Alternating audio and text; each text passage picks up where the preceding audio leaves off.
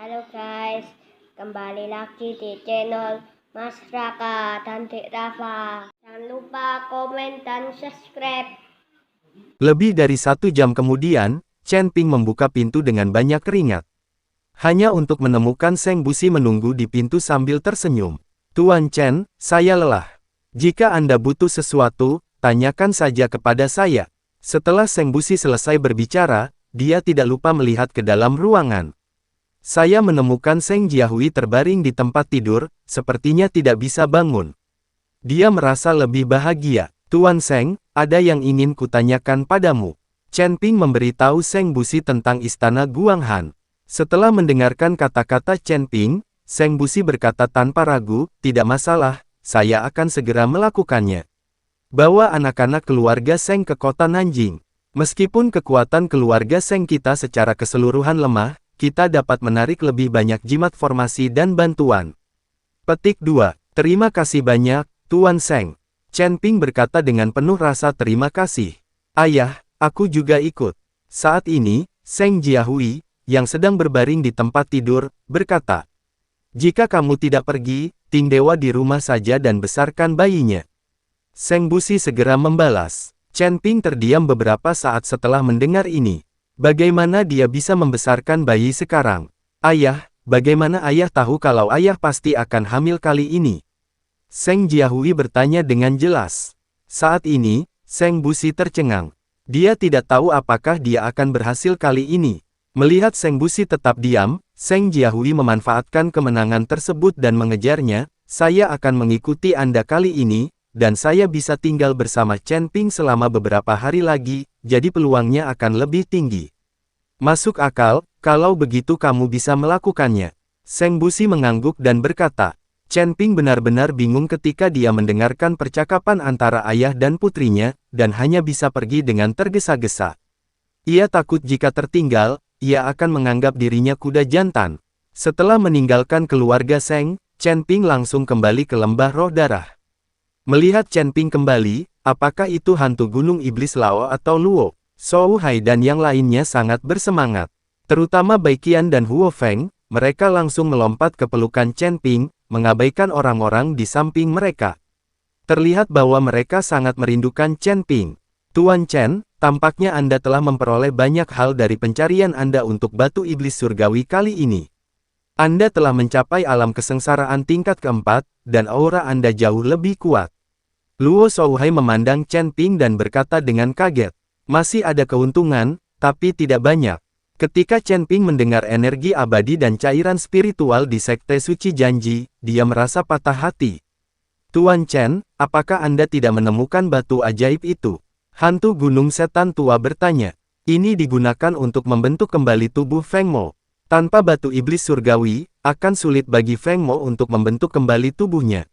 Ketemu. Saya sudah memberi tahu senior Feng Mo dalam perjalanan. Saya pikir dia akan tiba dalam 1 atau 2 hari. Itu juga akan berubah. Petik 2. Hantu Gunung Setan sangat bersemangat. Jangan terlalu senang terlalu dini. Kapan senior Feng Mo akan mendapatkan batu iblis surgawi? Juga tidak diketahui apakah dia berhasil membentuk kembali tubuh fisiknya. Petik 2. Saat ini aku ingin kalian semua siap mengikutiku ke kota Nanjing kapan saja. Kata Chen Ping. Chen Ping tidak perlu bersikap sopan kepada hantu gunung iblis dan yang lainnya, lagi pula, mereka sudah sangat akrab dengan mereka. Kota Nanjing. Luo Zhouhai tercengang, Tuan Chen, itu adalah titik paling selatan dari seluruh wilayah selatan. Saya ingin tahu apa yang dilakukan Tuan Chen di kota Nanjing. Chen Ping menceritakan pengalamannya di istana Guanghan, dan juga menceritakan rencana keluargamu untuk menyerang istana Guanghan. Ketika mereka mendengar bahwa mereka akan bertarung dengan Chen Ping, semua orang sangat bersemangat. Tuan Chen, kapan kita akan berangkat? Katakan saja dan saya akan segera mengumpulkan para murid. Kata Luo Zhouhai. Oke, bagaimana dengan lagu Master Istana dari Istana Tanpa Jiwa? Chen Ping bertanya. Kemudian Song Changhai membawa Istana Tanpa Jiwa ke puncak roh darah. Puncak roh darah sekarang kosong, yang cocok untuk pengembangan Istana Tanpa Jiwa.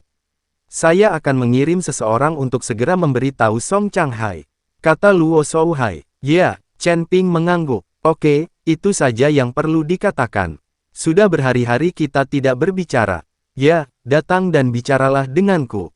Petik 2. Bai Qian sepertinya tidak bisa menunggu lebih lama lagi dan melangkah maju untuk menarik Chen Ping ke dalam kamar.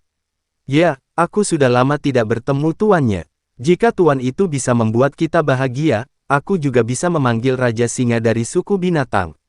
Huo Feng juga melangkah maju, meraih lengan Chen Ping yang lain dan berkata. Ketika Chen Ping melihat ini, dia hanya bisa tersenyum tak berdaya. Yah, kamu memecat burung Phoenix, kamu telah belajar cara tawar-menawar dengan tuannya, maka aku akan membiarkanmu pergi selama sehari semalam. Ji Yun khawatir di luar, karena takut Chen Ping akan menjadi manusia dan melakukannya. Baru setelah iblis angin datang, Chen Ping dipanggil keluar dari kamar. Chen Ping sangat bersemangat dan sepertinya tidak lelah sama sekali. Namun, Huo Feng dan Bai Qian sepertinya kurang istirahat. Dia menyerahkan batu iblis surgawi kepada Feng Mo, dan Feng Mo pergi tanpa tinggal terlalu lama. Saya kira saya perlu mencari tempat untuk mundur dan memulihkan tubuh fisik saya. Song Tianhai juga datang, dan membawa banyak murid dari istana tanpa jiwa bersamanya. Chen Ping meminta Huo Feng untuk segera menghubungi Lion King dan yang lainnya. Ketika burung Phoenix api maju, 3 penguasa dan 4 raja dari suku binatang datang berlari tanpa penundaan. Chen Ping melihat semua orang ada di sini, jadi dia meminta Ji Yun untuk mengeluarkan pesawat itu. Dengan begitu banyak orang, akan lebih tepat untuk membuat sebuah pesawat.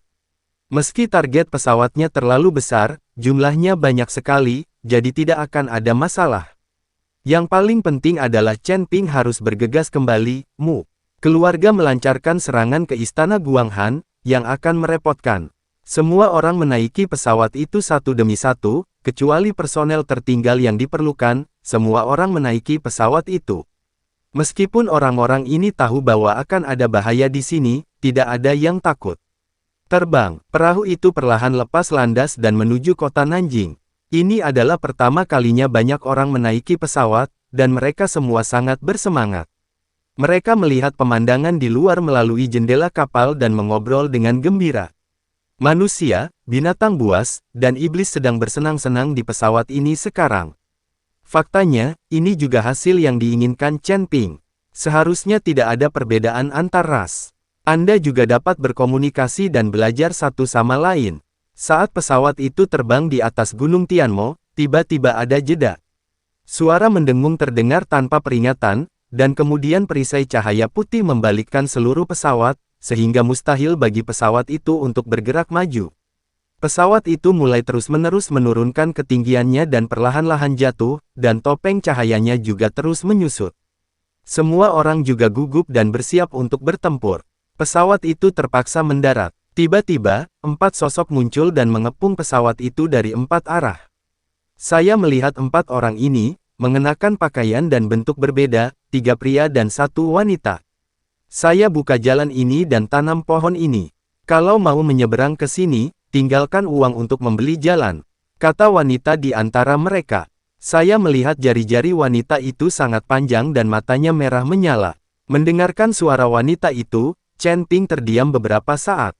Bahkan semua orang di pesawat itu bingung. Mereka tidak mengerti mengapa Gunung Iblis keluar untuk merampok Dao. Hahaha, tidak ada seorang pun yang melewati wilayah kita dalam beberapa tahun terakhir. Saya tidak menyangka akan menangkap orang bodoh hari ini. Seorang lelaki tua berambut abu-abu, memegang tongkat di tangannya, berkata dengan penuh semangat. Tidak, masih ada orang yang belum mengetahui wilayah 4 pemburu terkenal kita dan berani lewat sini. Aku sangat berharap ada beberapa gadis di pesawat ini yang bisa makan daging untuk kita. Aku lelah menghadapi gadis api sepanjang hari. Seorang pria kekar menjilat bibirnya dan berkata, "Bah, kamu orang jahat, aku masih tidak ingin melihatmu." Gadis api itu meludahi pria besar itu. Pada saat ini, pemuda yang berdiri di jalan itu sedang memegang kipas lipat di tangannya, menggoyangkannya perlahan dan berkata, "Oke, berhenti berdebat, mangsanya akan menertawakan kita 4 pemburu terkenal nanti." Chen Ping dan yang lainnya merasa menarik mendengarkan suara beberapa orang di luar pesawat. Bagaimana kita bisa melewati keempat orang ini? Song Tianhai berbicara saat ini. Tuan Istana Song, apakah kamu kenal keempat orang ini? Chen Ping bertanya. Keempat orang ini semuanya adalah pembudidaya iblis, dan mereka juga gila. Mereka adalah Raja Gunung Tianmo dan selalu disebut empat penangkap terkenal. Artinya tidak ada satupun yang tidak bisa ditangani oleh mereka berempat, dan tidak ada satupun yang tidak bisa ditangkap oleh mereka berempat.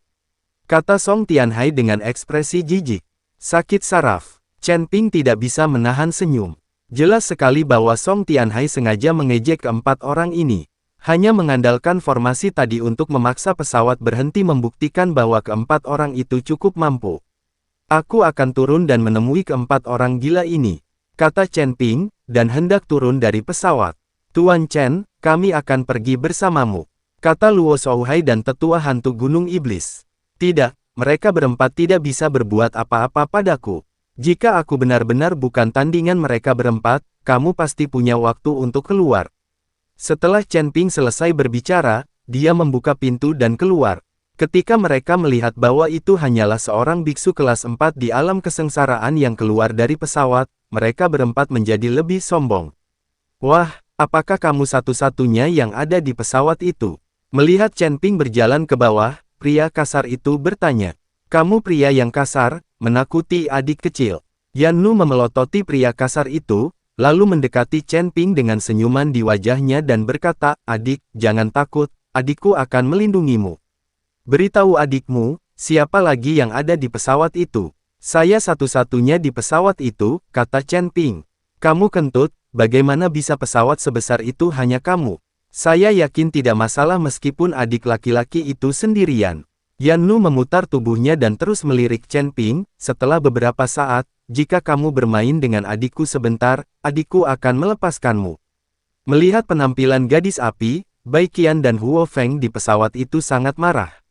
Jalang, jalang sialan, Huo Feng berteriak dengan marah. Aku akan turun dan membunuhnya. Sungguh memalukan melihat sifat centilnya. Bai Qian juga mengutuk. Tentu saja ini dia. Aku langsung melihat nyala api keluar dari mata gadis api itu, dan nyala api itu menari-nari di ujung jari gadis api itu, seperti peri. Bermain api, aku sangat ingin melakukannya. Chen Ping menjentikkan jarinya, dan bola api anggrek muncul. Segera, apinya berubah menjadi mata merah, lalu putih lagi. Itu berubah beberapa warna berturut-turut, yang mengejutkan gadis api. Kamu, bagaimana kamu tahu api pamungkas? Yan Nu memandang Chen Ping dengan tidak percaya dan bertanya. Saya tidak tahu bagaimana saya memahaminya. Chen Ping tersenyum naif. Yan Nu, apa yang kamu bicarakan dengannya? Biarkan dia mengambil semua barang berharga dan kemudian membuka pesawat untuk kita periksa. Pria kasar itu berkata dengan tidak sabar. Yan Nu sedang menatap Chen Ping, dan tiba-tiba nyala api diayunkan ke arah Chen Ping. Nyala api menyeret aliran cahaya yang panjang dan langsung menuju ke pintu Chen Ping Ping. Yan Nu tahu bahwa transformasi Chen Ping menjadi api pamungkas barusan sudah sangat jelas. Chen Ping tidak berbahaya seperti yang terlihat di permukaan. Seorang biksu tingkat 4 di alam kesengsaraan sebenarnya memiliki beberapa jenis api pamungkas normal.